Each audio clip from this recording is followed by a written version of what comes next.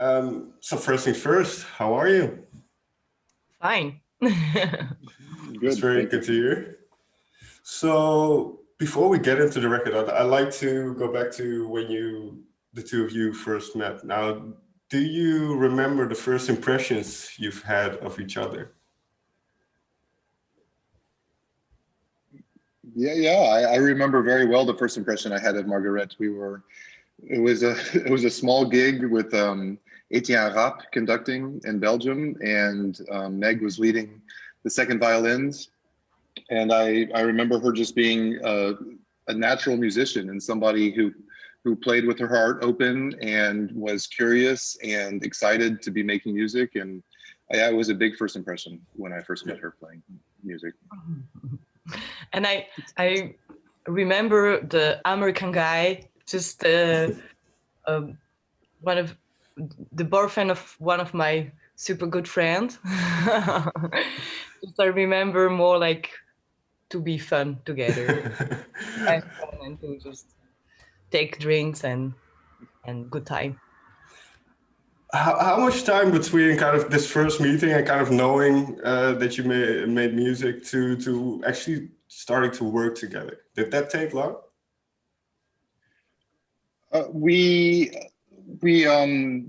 started working together with Echo Collective or Echo Collective projects. I don't know. It was like a year or a year and a half after we met, something like that. Meg, no? Mm-hmm, yeah. And but that was the first time we really worked directly together on a project. We had the chance to meet Adam Wiltsey from Stars of the Lid and Wing Victory for the Solon through a friend of mine in the States, Caroline Shaw. And we put together a group to play with the Wing Victory for the Solon. And it was with Margaret and Charlotte and myself, Charlotte Danier. And that was our first real moment working in this kind of neoclassical world and working together and making music together, creating together with Meg. And we haven't looked back since. It's been a great ride. Doing that project, what did you realize about kind of the chemistry you had as I think the three of you, how did you figure out kind of that it would work, that you could create stuff together? You know, we spend a lot of time together, like touring with Wing Victory for the Solon, and spend time with people like it's working or it's not working. So we just starting to have fun together, to understand each other, how to play with those guys, because it was super new for us all to play that kind of music. So we just learned together a new style of like playing together. And by understanding this kind of music, we wanted to really build something around, because we really felt it was like something really great to do and to make like some other stuff around. So yes, we choose after 1 or 2 years to build Echo Collective around this kind of living together the same emotion of the music. Now, when that happened, did you immediately think, well, we need to we want to compose or write our own material, or is that something that only came to you in the last year or so, let's say?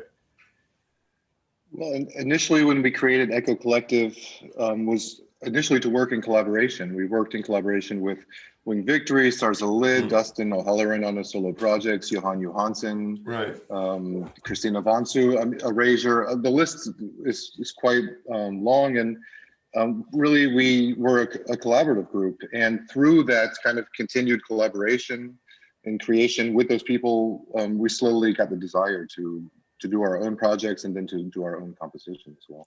Well, because I can imagine playing the works of others and then with others, those collaborations. What did you take away from and might be too vague to describe, but what did you take away from those projects into your own composition when the time came to kind of create your own material? But like working with those kind of people, it's like making you a lot of experience of understanding the sound, like discover also the sound, how to augment the sound, how to also like we never together play with amplification. So also like understand with huge sound engineer like Francesco Donadello or Tom Lezer how to make it happen and how it's work. So also it's experience like stage experience, like people experience, music experience, also technique experience with all this team. So step by step, we could like say to us inside our group, like, oh no, we just want to share this more, and we want to also do it ourselves and experiment ourselves how to maybe share that in our point of view. Right. Well, what was the first song? Do you remember the first song that kind of was fleshed out that ended up on the album? We wrote them all at the same time. Okay. Actually, we sat down to write an album together a year and a half ago. Gary Descartes, Margaret, and myself, and we spent 2 periods of writing and kind of creating in our studio, and then 2 periods of recording in Jet Studio. And so everything kind of came together around that album around the same time. So it's really impossible to say, what's the first one. That time then, that period of time, how would you characterize the mood, so to say, or the mindset that you were in when were you looking for a certain sound, for a certain atmosphere? Sure.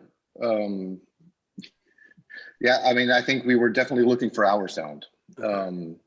And what we, feeling free to really dig down together and look at the sound that was our sound. And I think it was really a search for expressing our things. That might sound cliche, but we worked with a lot of amazing artists, and really, I think had been inspired by the kind of music that they create, but did not want to just make another album that sounded like them. And so I think we really set out to discover our sound and express something that came from us. And how do you stumble? Well, I kind of answered my question, but do you stumble onto that sound, or what the collective identity is of a band, or how do you figure out what that is, or how do you stumble upon it in a way? How we identify our music, that's the question. Or yeah, well, when you, like you said, you're playing a lot of music by and with other people, and then when you try to find your own musical identity or the identity of the collective, how do you stumble upon what is your identity? Actually it's we were used to play in this kind of area of music, like drone or soundscape or ambient music. So I think when you start like this, we just wanted to like make a prolongation of our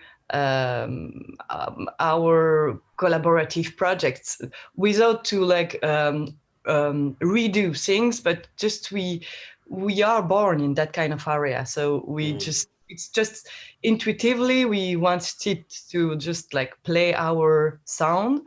And also like the specific things of Echo Collective, it's only used instrument. I has a working process to make the music, so there is no electronics, for example. So it's instrumental, there is no voice until now. And we just use the character of our instruments. We already like play several instruments, so we really wanted to use that kind of range of techniques of our own instruments to build music around. So we for sure had like some kind of limitation with that kind of setup. So harp, piano, viola, violin, and cello, and with of course the MRP, this super huge installation around the piano. Well, when did you discover the MRP? When did you? Well, we discovered the MRP through some research leading up to the creation of the album. We were very fascinated on how to treat a percussion instrument like piano or vibraphone in a non-percussive way, how to have natural sound from the instrument without necessarily having to have attack, or to be able to have crescendo when normally on an instrument like vibraphone or piano, it's natural, its rule is that you attack and then it's a big crescendo. So how to turn that on its head, but without treating the sound in post-production.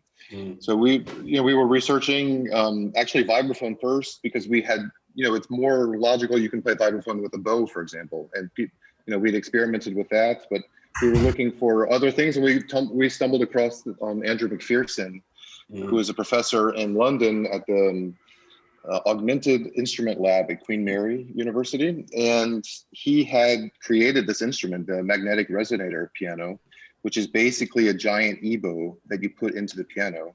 Okay. And it has one magnet by string, which allows you to put the instrument into vibration without attack, or to continue vibration without having to re-attack. And so, that's very exciting, because all the sound that's coming from the piano is acoustic. But at the same time, it's completely different. The instrument is much more expressive in a very different way, almost more like a string. You can write for it more as a string instrument than as a percussive instrument. And so that was really liberating and quite exciting about what we could do with this piano to create a new sound.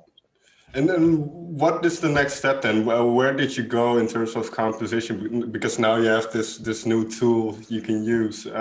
What was the...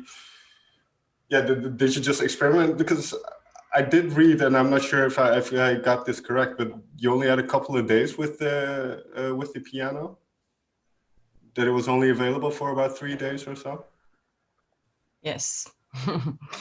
Yes, it's a good question. We start to compose with the idea we have this kind of installation for the piano, and we had to just let some place to discover also how the sounds could get out the system.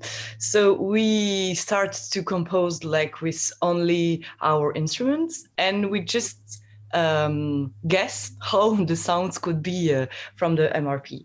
So when we were on studio with the MRP, we just let the MRP some free place to be discovering, and we just like made a lot of experimentation around, and we also let some place inside the composition to maybe get something out of the sound. So we really were around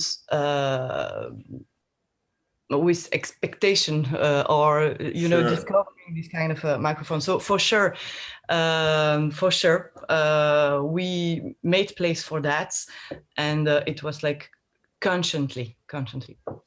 And is it well, in that case then, did anything turn out differently than you expected? Because you leave this space and then you think, okay, how can we fill it up with the NPR? And then did a song, for instance, that ended up on the album sound very different now than that you had imagined it to be? Yes, we couldn't imagine any kind of sounds from the MRP. So every sound was like, oh, new one. We were like, okay, we want a sustained sound because it's the basic things of this kind of installation. But we couldn't really realize live how it could sound. So for sure, we were surprised for a lot of pieces, but it was a good surprise, because we knew by, when you play a strings or a chords, you have always the chords. So for harmony, it wasn't a surprise, but it was more for the sound and how to build all the song around this kind of sounds.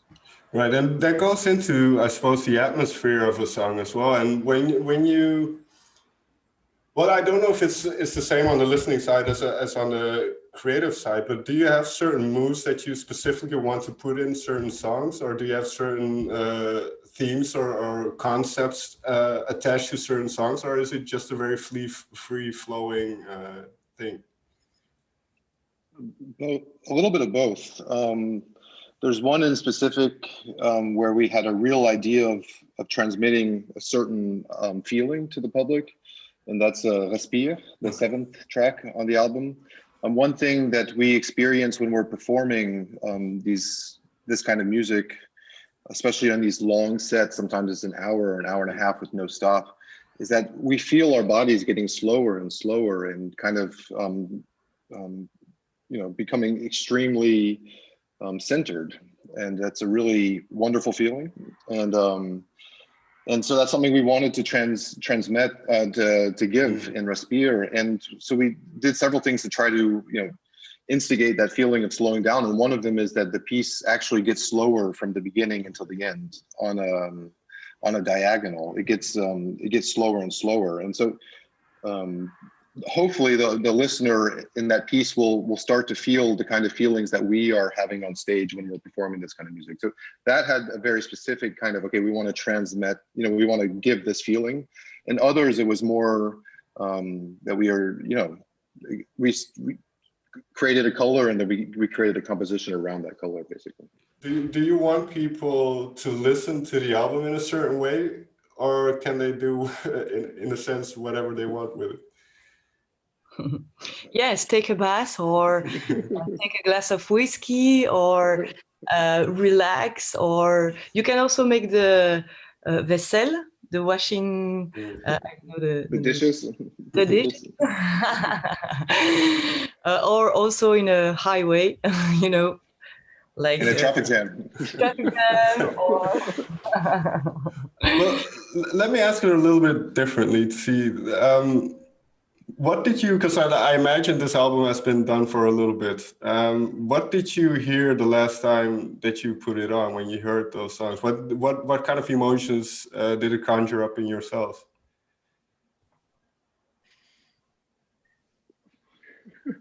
I'm a bad one to ask about that, because I've been listening to this record for nonstop for the last year and a half. I tend to immerse myself, in the stuff we're doing.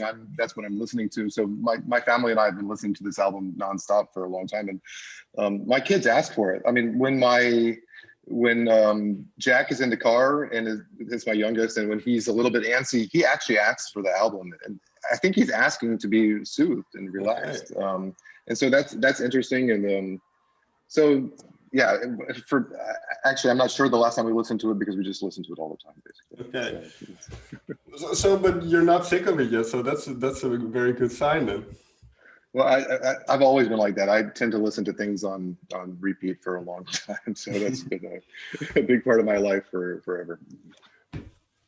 What if we look towards kind of the musical landscape is a bit strange at the moment because of obvious reasons, but what do you hope this album can do for what you are already doing? Do you wish to continue, like you mentioned earlier, kind of doing more collaborations, or do you see yourselves composing even more yourselves and putting out your own albums? So how do you see kind of the next couple of steps? Actually, we just did it, so we don't have any expectation Fair enough. About the fun, yeah. But also, it's the first original material album, so I think we just take time now to just enjoy what we did, and also how to put the show live. So we are going to play our first show live on the 6th of November. So now we are like making our energy to make the light, to make the visuals, to produce the sound on stage. So I think the first step for us gonna be like how to share it live with the public and enjoy it also. I like to enjoy step also, like in our life, to just say, okay, we did that, and now we can like just enjoy it. But for sure, if it can be like inspiration to more collaboration, like for meet people around what we do, and could be super nice. Sure. I think for us, I think it's, I agree 100% with Meg. And I just like a little bit for us, it's also a step saying, okay, we're not just collaborators, interpreters, we're also creators. And I think that is a big goal for us in the long term, is to continue to collaborate, but also to step firmly into the side of creation. And whether that means film or theater or dance or creating music with other people, that's impossible to say. But I think we would like to continue to create as much as possible. Final question, and we kind of mentioned it before the recording started. It's not the easiest of listening, so it's not something you can easily put on in the background and get what is being said, so to say, in the song. So, and especially with the type of music that you make, well, what kind of, where do you see it fitting in with kind of the musical landscape as it is, as things become even more fleeting? People are on the phones all of the time, and here's an album that kind of settles you down. You use the word soothing, that soothes you in a way. So where do you see an album like this fitting in these modern times?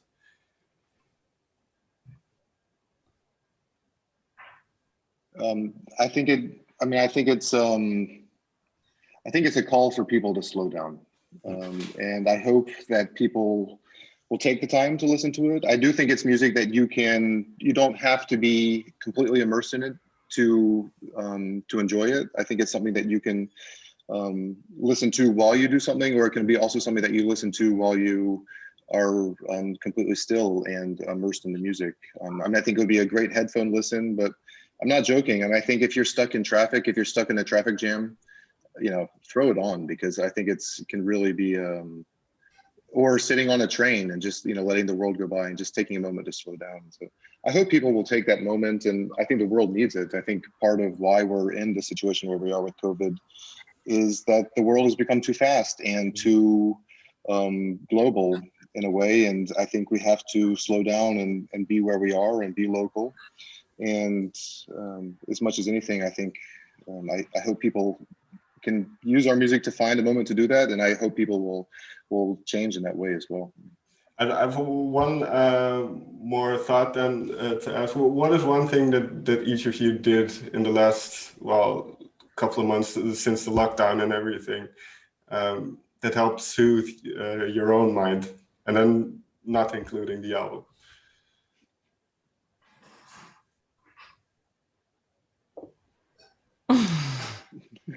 Well, we right before COVID, we were on a giant tour with Wing Victor for the solo, and we did 17 cities in 17 days. Okay. And it was quite intense. And then we got home and there was lockdown. So I've been fortunate because instead of traveling all over for the last 6 months, I've had the moment to be with my family and be with my kids more. And that's been quite soothing, just to be able to spend time with my family and take time for that. And, that's a byproduct of this changed time, but hopefully that will carry forward and continue to have enough time for everything. Meg? I'm sorry, I didn't understand. Well, I'll ask it again very quickly then. What is something that you've done, because the whole world has slowed down in the last 6 months, let's say, what have you done to kind of, did you do a lot of self-reflection? What have you done to kind of, ease your mind or appease your mind? I don't know any way. Yeah. For me, the beginning of this lockdown, I was afraid. The first thing, I was really afraid because, as an artist, you have you build things and suddenly everything is broken. Mm-hmm. So my first feeling was oh, I'm super afraid. What kind of things I can do? We are almost playing live, so we can do that. So we can also do several things. Almost we are on stage and we share the music. So I was super afraid. And after that, I was super happy actually, because I could really lay down, make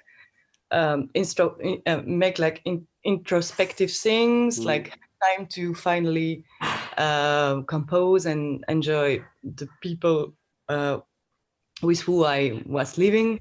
So sure, it's like a mix in between be afraid and be like also spending time with people who, who I want to live, and also making time to, for sure, like make some new idea, because when you don't have any time, you can't really like make happen things you are, you know, inside yourself, you have inside yourself. So like just have time to think about like an adolescence, like just lay down and make new ideas, or it's also important. So like make me feel now more like, okay, no, I want to enjoy some small moments, almost with my family and call friends, and just sometimes put off everything, even if I'm not following the flow, maybe just make a pause and suddenly like